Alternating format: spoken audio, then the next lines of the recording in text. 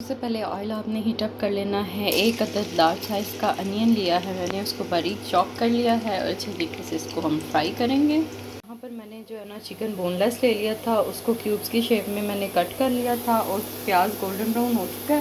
تو اب ہم اس میں چکن جو ہے وہ شامل کر دیں گے, اس سے پہلے کہ یہ زیادہ ہی جو ہے وہ براؤن ہو جائے.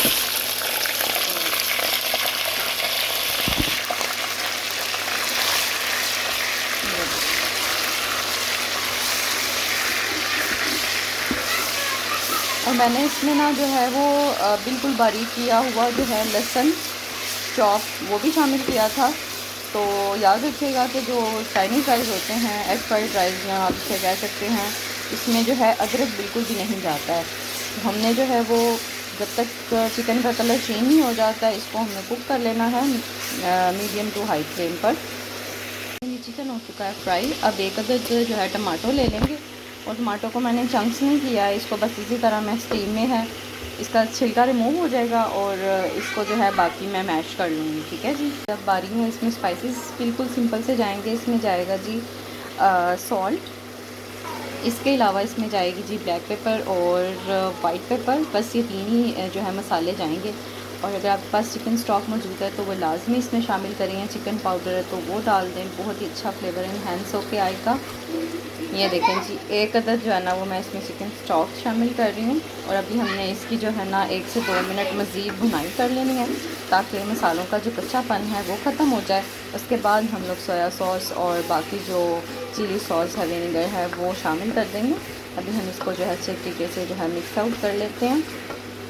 اب باری آتی ہے ویجیٹیبلس کی. میں نے جولین کٹ جو ہے وہ ایک لارج سائز کی گاجر لے لی تھی, وہ آپ نے جو ہے وہ اس میں شامل کر دینی ہے. اور ایک بات کا خیال رکھیں, آپ نے اس میں جو ویجیٹیبلس جب شامل کرنی ہے نا تو آپ نے فلیم کو بالکل ہائی رکھنا ہے, میڈیم یا لو پہ آپ نے اس کو فرائی نہیں کرنا ہے ویجز کو. کیونکہ جو چائنیز رائس میں یا چکن فرائیڈ رائس میں جو ویجز ہوتی ہیں تھوڑی تھوڑی کرنچی ہوں تو یہ ٹیسٹی لگتی ہیں. تو بس میں نے ہائی فلیم کر لیا ہے. جب چکن کوک ہو چکا تھا, اب میں نے گاجر پہلے شامل کر دی ہے کیونکہ یہ ذرا تھوڑا سا اس کو 1-2 منٹ میں فرائی کروں گی. اس کے بعد جو ہے نا شملہ کو آپ نے بس ہارڈلی 1 to 1 پوائنٹ جو ہے نا وہ 30 سیکنڈ تک آپ نے اس کو جو ہے وہ کوک کر لینا ہے. اور اس کے ساتھ ہی ہم لوگ جو ہے نا وہ اپنے سوسز شامل کر دیں گے تاکہ اسی پوائنٹ پہ جو ہے سوسز بھی اچھے طریقے سے ہمارے مکس آؤٹ ہو جائیں.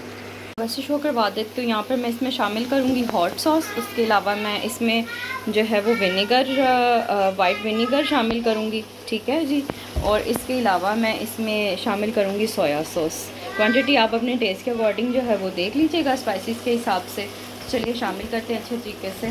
کریں جی ہمارا جو ہے وہ یہاں پر جو مٹیریل ہے چائنیز رائس کے لیے وہ ریڈی ہو چکا ہے. بس ہم نے اب فلیم کو کرنا ہے آف اور ابھی ہم نے رائس بوائل کرنی ہے. ٹھیک ہے جی. یہاں چیک کریں جی, ہم نے سرکہ ڈال کے اور سالٹ ڈال کے تھوڑا سا آئل ڈال کے اچھے طریقے سے ہم نے ایک کنی رکھنے ہیں چاولوں کو بوائل کر لیا ہے.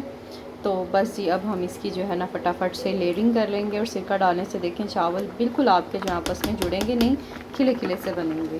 یہ دیکھیں جی, یہ ہے ہمارے چائنیز رائس کی فائنل لک.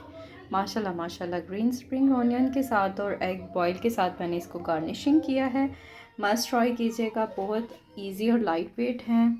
اور اپنا فیڈ بیک ضرور شیئر کیجیے گا. اللہ حافظ.